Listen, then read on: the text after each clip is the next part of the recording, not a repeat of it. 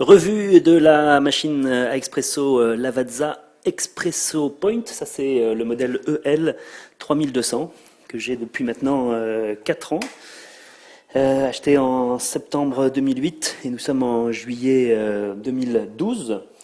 Alors allumage donc ici, il faut attendre que ce voyant-là s'allume pour pouvoir se faire couler un café.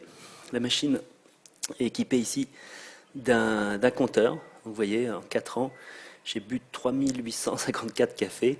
C'est pas énorme en fait, ça fait, je fais les calculs, ça fait 3 cafés par jour en moyenne. J'en bois plus en fait, mais pas toujours ici. Alors, ça permet de faire aussi des calculs sur ce que ça coûte. Les dosettes sont vendues sous cette forme-là. Ça, c'est pour les dosettes caféinées. Il y a plusieurs choix, hein. Moi, j'utilise celle-ci, Crema et Aroma. Il y en a d'autres que j'aime moins. Il n'y a pas autant de choix que Nespresso, hein, pas du tout. Il y a 3 ou 4 sortes en tout. Puis ça, c'est les déca qui sont vendus dans des plus petites boîtes. Alors, c'est vendu assez cher tout ça. J'ai fait les comptes, ça fait 36 centimes d'euros par café, par capsule de café. Voilà la taille d'une capsule, comparée à des tasses et un briquet. Finalement, quand même, j'ai laissé 1400 euros hein, en 4 ans dans ces capsules de café pour donc un peu plus de 3800 café. 1400 euros. C'est le principal évidemment défaut de la machine, c'est que ça revient horriblement cher. Ça revient à 31 euros par mois hein, pour ces 3 cafés par jour. Et sachant que ces petites capsules font 6 grammes 25, ça veut dire que Lavazza vend quand même le café à 58 euros le kilo. Pas mal du tout. Mais il faut dire que ça fait du bon café. Alors, une fois que le voyant ici est allumé, il peut s'éteindre encore, mais une fois qu'il s'est allumé une fois, normalement c'est bon pour faire le café. En réalité, moi j'attends souvent encore un peu parce que des fois le voyant est allumé, mais le premier café est pas assez chaud, quoi. Il vaut mieux attendre encore un petit peu. Faut pas se presser. Donc voilà, le haut de la machine s'ouvre comme ça. On insère le café. Il y a un détrompeur. On peut pas se tromper de côté. Ça se referme. Il n'y a plus qu'à mettre la tasse. Alors, premier inconvénient vraiment de la machine, à part le prix, c'est qu'il n'y a rien pour chauffer la tasse. Vous ne pouvez pas poser les tasses et les chauffer. Et comme c'est surtout bon pour faire des tout petits cafés expresso, c'est ce modèle-là de tasse que j'utilise. Donc vous voyez, c'est vraiment, ça c'est la tasse de bistrot ordinaire, mais ça c'est ce qu'ils appellent, je crois, la tasse à moka. C'est vraiment celle-ci qui est bien utilisée avec ce café-là. Je vais le faire dans ce petit verre-là, un petit verre à shot. Alors, vous voyez, il a un fond assez épais. Si je l'utilise juste comme ça, je le mets pour faire couler le café. Le verre étant froid, ça va absorber la chaleur du café, puis le café ne sera pas extraordinaire. Donc, ce que je fais, c'est que je verse un petit peu d'eau chaude, et c'est là où je trouve ça dommage de ne pas avoir une petite sur le côté, un bec pour verser de l'eau chaude. En quelques secondes, la tasse chauffe et le café sera bien meilleur. Alors ici, on abaisse, et puis ça va couler en dessous.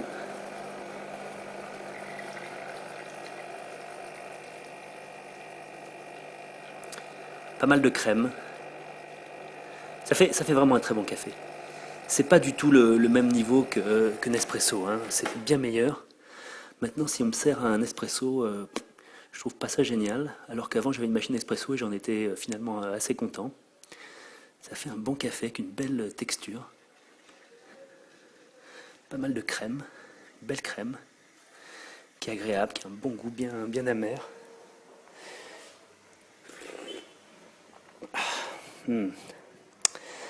Alors, je vais essayer de vous montrer la texture du café. Waouh, je me brûle les doigts.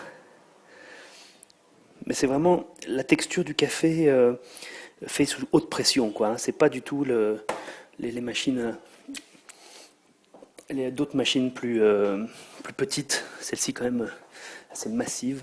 Et puis elle atteint une bonne pression. Souvent je mets un beurrier. Ouais, c'est le haut d'un beurrier. Je le mets comme ça pour rehausser un petit peu la tasse, parce que sinon ça en fout partout. Ça tombe d'assez haut, hein, si on met pas ça. Et ça tombe un petit peu le vertige. Alors parmi les inconvénients, je disais la taille de la tasse. Si vous avez des gens qui viennent chez vous et qui veulent un café un peu plus grand, ça c'est comme une tasse de café assez ordinaire. Là c'est pas terrible. Je vais vous montrer pourquoi. Je vais reprendre une capsule. Ça ne sait faire qu'une chose, hein, cette machine. Elle sait faire des tout petits cafés expresso bien serrés. Donc là on y va. Au début ça va bien se passer.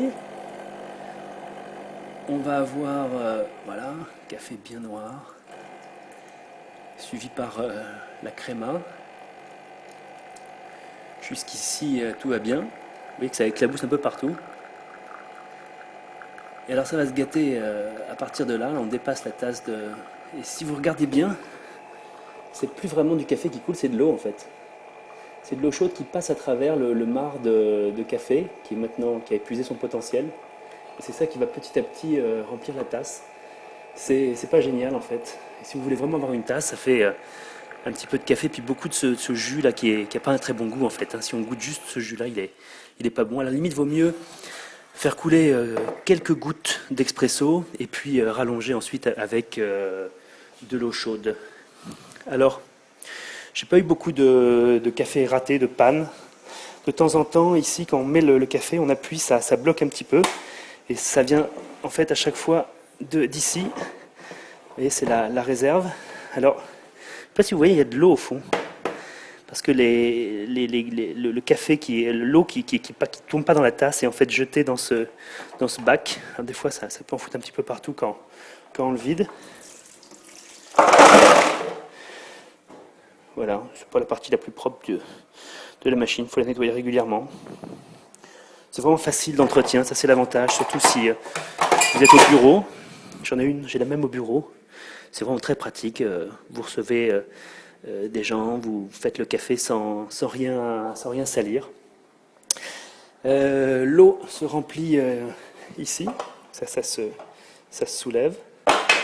On met l'eau là.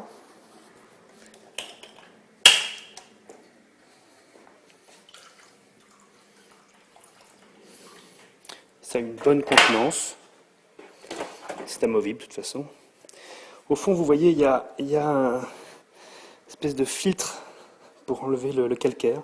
Après 4 ans, je ne suis pas sûr qu'il marche encore très bien. J'ai des tartes de temps en temps néanmoins. Tous les... pas très souvent. Hein. 1 fois par an peut-être. 2 fois par an. Mais je mets de l'eau filtrée, puis l'eau n'est pas très calcaire ici, là où j'habite. Un bon vieux filtre à eau que je recommande. Donc ça c'était les pannes. De temps en temps le café rate et passe par le bec. À la fois l'eau, enfin le café et puis le marc puisque je crois que la capsule explose là à l'intérieur. Ça arrive rarement, très rarement. Peut-être sur les 4 ans, 5 ou 6 qui ont pu être ratés comme ça, sans vraiment de raison. Je crois qu'on a fait un peu le tour. Les inconvénients, alors, pour résumer cette revue, les inconvénients, c'est le prix. J'ai retrouvé les factures pour vérifier ça. 31 € par mois pour 3 cafés, c'est quand même... c'est moins cher que de les prendre au bistrot, mais c'est pas non plus le même service. Il y a moins cher, quoi. Le choix du café aussi, vous êtes limité dans les capsules. De temps en temps, je regrette l'époque de la Nespresso où je pouvais choisir plus de cafés différents. Le fait, inconvénient également, les tasses qui restent froides. Et puis aussi, si on laisse allumer la machine toute la journée, au bout d'un moment, il y a certaines parties comme celle-ci là qui deviennent très chaudes. C'est à peine si je peux la toucher avec mon doigt déjà, alors que je l'ai allumée il y a quelques minutes seulement. Et quand ça devient très très chaud, ça peut abîmer un peu, gâter le goût du café si vous la laissez toute la journée. Puis alors le défaut, moi je dirais, c'est que ça rend un peu addictif. C'est tellement simple de se faire un café, un expresso avec cette machine que de temps en temps je le fais couler puis après je l'oublie. Donc voilà, c'est C'est un petit peu addictif, j'en bois trop aussi avec cette machine-là. Des fois, je me dis que je ferais mieux de m'acheter une La Pavonie où il faut tout faire soi-même. Ça me ferait peut-être réfléchir à deux fois avant de faire un café. Et ça me coûterait aussi sûrement beaucoup moins cher. Les avantages, moi, c'est la simplicité, hein. C'est vraiment enfantin. Ça prend quelques secondes, c'est pas salissant. C'est simple, peu de ratés, c'est durable. Vous voyez, après 4 ans, la machine est encore en bon état. Les chromes, là, sont pas mal, ils sont plus aussi. Bon, je nettoie pas, je les essuie simplement, hein. Si je les passais au miroir, je pense qu'ils seraient en très bon état. Il n'y a pas de point de rouille, par exemple, alors que j'habite dans un endroit là où il y a beaucoup de. On est près de la mer, ici, il y a pas mal de corrosion. Vous voyez, ça a impeccablement tenu. Les plastiques sont de très bonne qualité. La grille aussi, là, a pas mal tenu.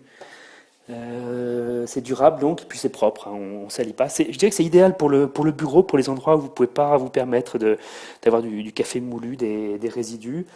Et que pour une cuisine, c'est peut-être un petit peu, c'est la solution de facilité, quoi. C'est la solution la plus simple, mais pas la moins chère, pas celle où vous avez le plus de choix et le plus de liberté surtout.